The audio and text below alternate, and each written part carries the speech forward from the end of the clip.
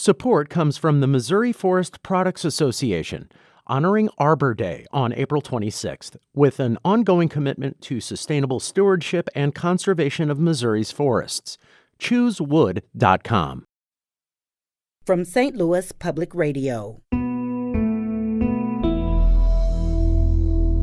This is St. Louis on the Air. I use social media and a lot of kids to connect with random people around the world that have no meaning. And those connections, again, they do seem really hollow. So in reality, a lot of kids aren't prioritizing following people they care about. I myself, I'm still on social media, like apps. And I think that being said, it shows we need to have conversations regarding healthier usage. I love the idea of you guys being at that table, but I gotta say, this table feels incapable of the demand on it. You know, you listen to senators talk about tech issues. It's hard. They have no idea what they're talking about. I mean, do you have any faith that this is something the American government is capable of dealing with right now? You know what? If you would have asked me that a year ago, I would have said absolutely not. I'm Sarah Fenske.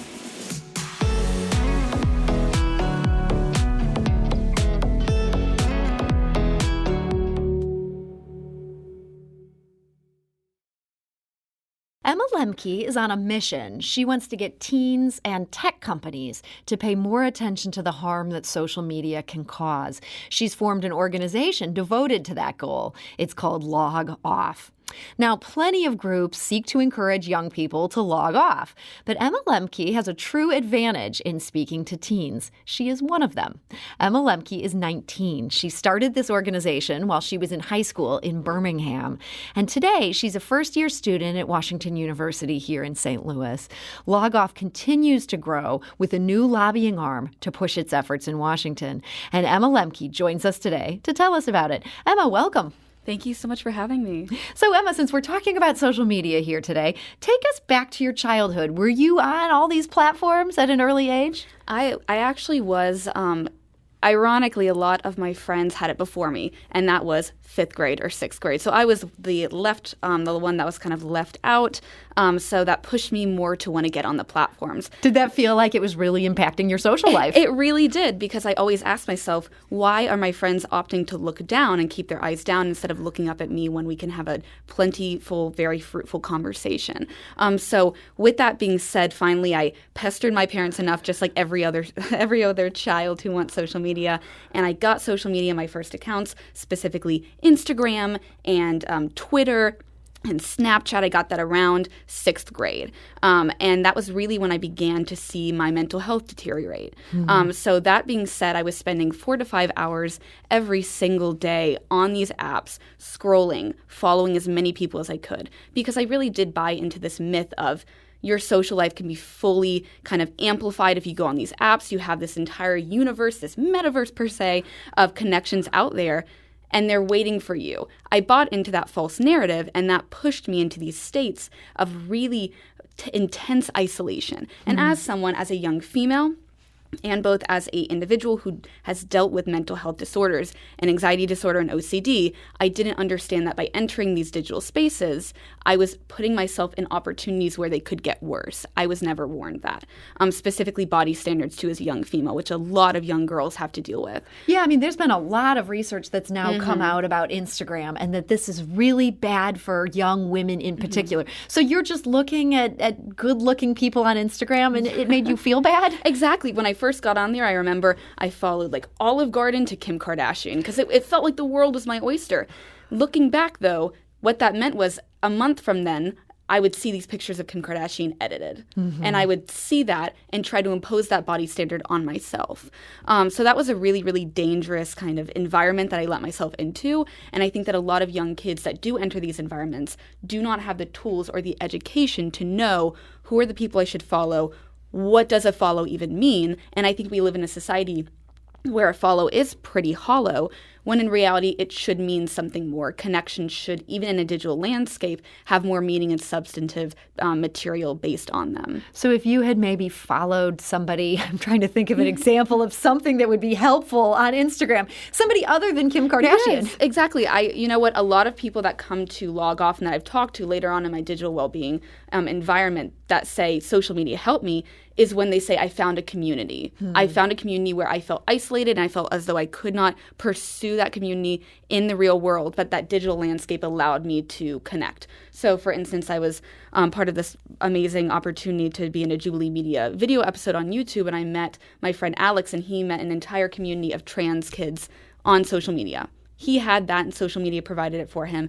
And I think that is when social media was used as a tool. The issue is now I use social media and a lot of kids to connect with random people around the world that have no meaning. And those connections, again, they do seem really hollow. So in reality, a lot of kids aren't prioritizing following people they care about, following the content that will make them happier. A lot of kids I see from my perspective and from what I have really dealt with follow people because they think that that's what they should be doing. I felt as though I should follow Kim Kardashian because that's how I was going to stay in the know with what's happening in like the celebrity world in LA.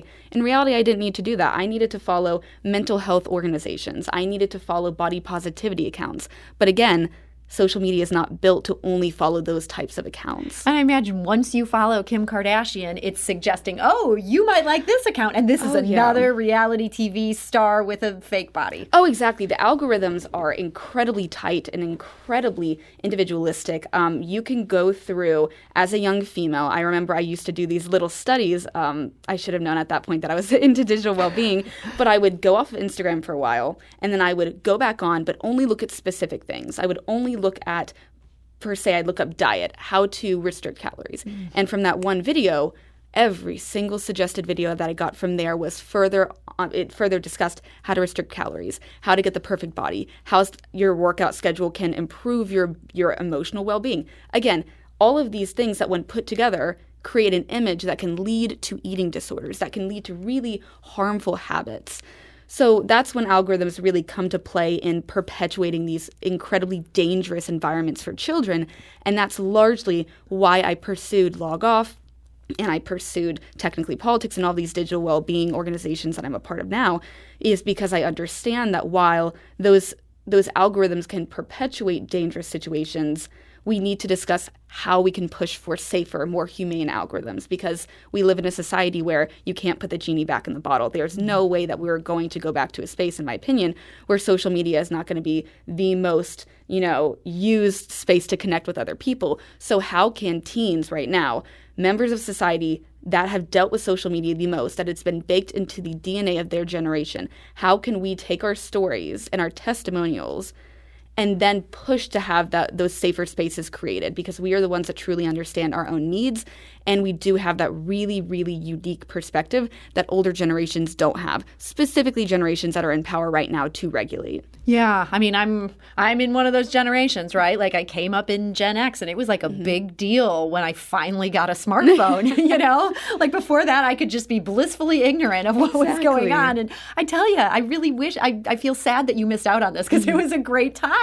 Oh, no, yeah. I talk with my co-founders all the time. I wish that I knew a time when I could be bored. Because now, my mom would say, I used to jump off the roof with an umbrella playing Mary Poppins with my siblings. And that's so outlandish to me.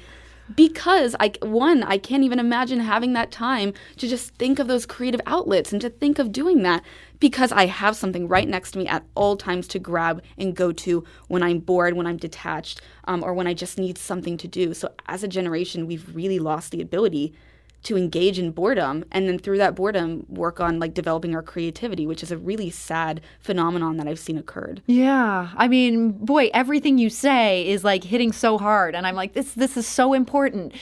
So what can we do about it? You've talked about how Log Off needs to, you're working towards trying to make sure that teens have these safe spaces online. You can't just say everybody needs to log off 100% of the time. So what is a change you'd like to see to how these companies operate, or these platforms operate? And that's a great question. And going back to your point, I agree. There's no way that I could ever expect every teen in the world or every user to log off. And I myself, I'm still on social media. media like apps.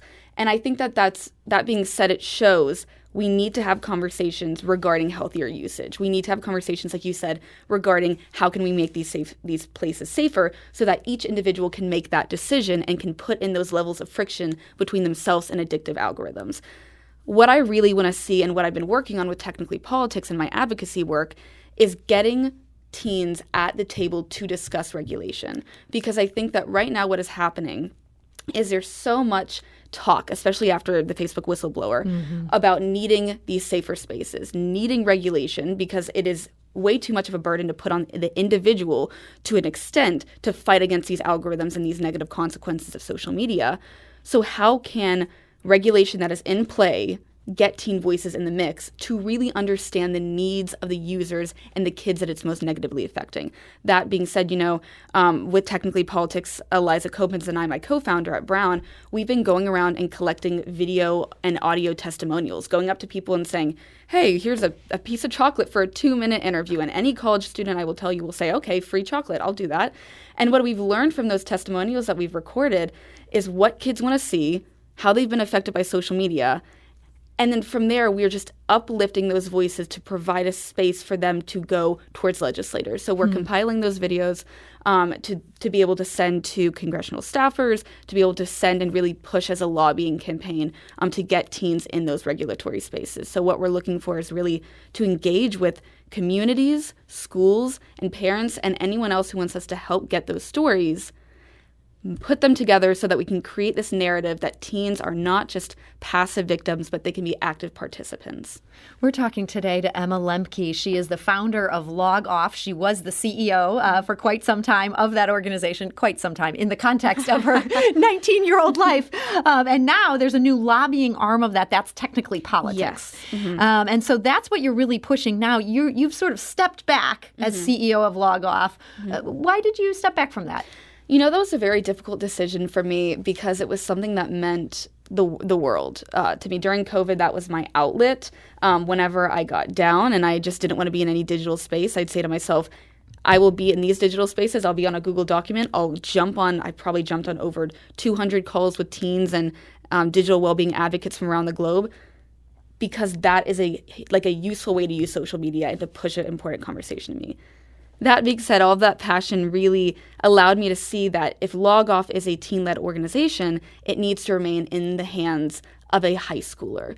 The teen that is really at the heart of the teen experience is just living in high school, going through it. So as a 19-year-old, you almost felt like you'd lost touch with the things that 14-year-olds were dealing with. Exactly. And I said to myself, I don't want to take this organization down with me. I think it needs to have this afterlife because it will continue to have impact, and kids and users are going to struggle and want to have these conversations.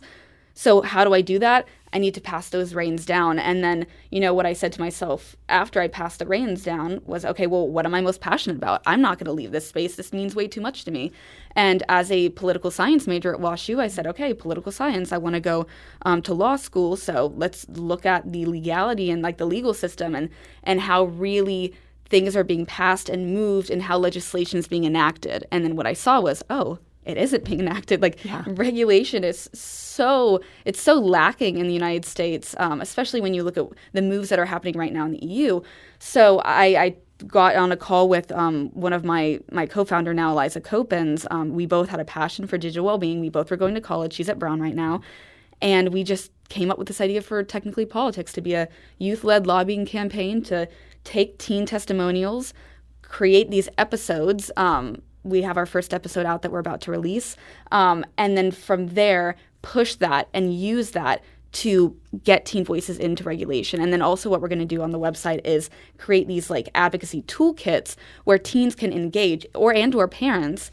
And it will have an email template that they can put their name on and send. Mm-hmm. It will have all of these different resources, the videos, hopefully graphics and flyers and ways to table and interview teens in your local community. It will have all of those resources so that this grows beyond just us, because we really do want to see this ripple effect across colleges, across high schools, across middle schools, because that's only when we're going to see this impact really take place, and that's only when we're going to see teens be allowed at that table. So this seems huge, and I love the idea of you guys being at that table, but I gotta say, this table feels incapable of the demand on it. You know, you listen to senators talk about tech issues. It's hard. They have no idea what they're talking about. I mean, do you have any faith that this is something the American government is capable of dealing with right now? You know what? If you would have asked me that a year ago, I would have said absolutely not. From listening to, again, like you said, senators try to explain social media. Yeah, There's they no don't get grasp. it. There is no grasp. And again,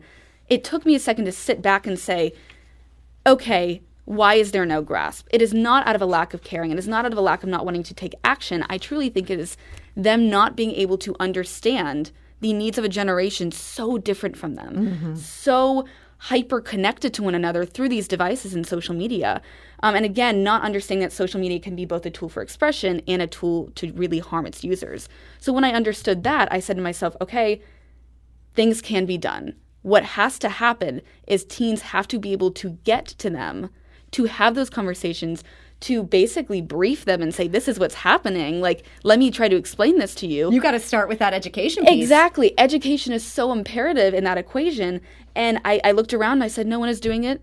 You know what? I don't have log off right now. I want to be that person doing that. I want to at least do everything that I possibly can to let those senators understand what it is like to be a teen, so that they stop asking questions that don't need to be asked and they start asking important ones to push regulation that will actually benefit teen users. And so you've got these videos that are going to be a big part of this, testimonials. In our final minute here, it feels like, you know, the video is kind of something that's designed to go viral. It works really well on social media. Is there some irony here that you're going to fight the bad part of social media on social media? There is, but I also think that that really hones in on the fact that social media is this multifaceted entity. It shows that, yes, there are so many negative consequences of being on it. My mental health was harmed. I had increased anxiety, increased depression. But also, sometimes I go on social media and I meet these teens and these teen advocates that care about pushing regulation too. And it shows that there is this duality and there is this multifaceted nature of social media that is just innate in its creation. And again, really, we want to use the beast that's harming us to be able to push forth things that will make the spaces better and will actually tilt that scale towards its benefits rather than its harms. Well, Emma Lemke, I love this mission. Thank you so much for joining us today. Thank you for having me. And Emma is the founder and former CEO of Log Off, and she's the co-founder of Technically Politics.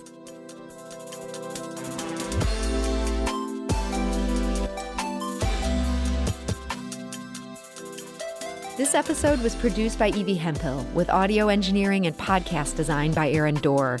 Our executive producer is Alex Hoyer. St. Louis on the Air is a production of St. Louis Public Radio. Understanding starts here.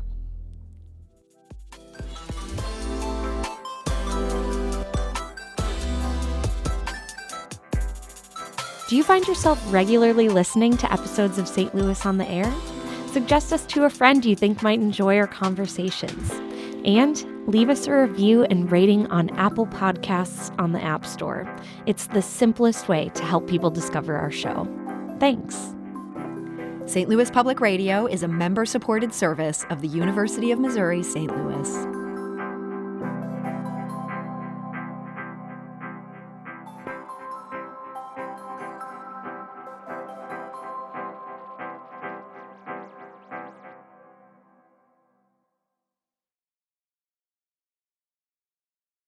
Support comes from the Missouri Forest Products Association, honoring Arbor Day on April 26th, with an ongoing commitment to sustainable stewardship and conservation of Missouri's forests. ChooseWood.com.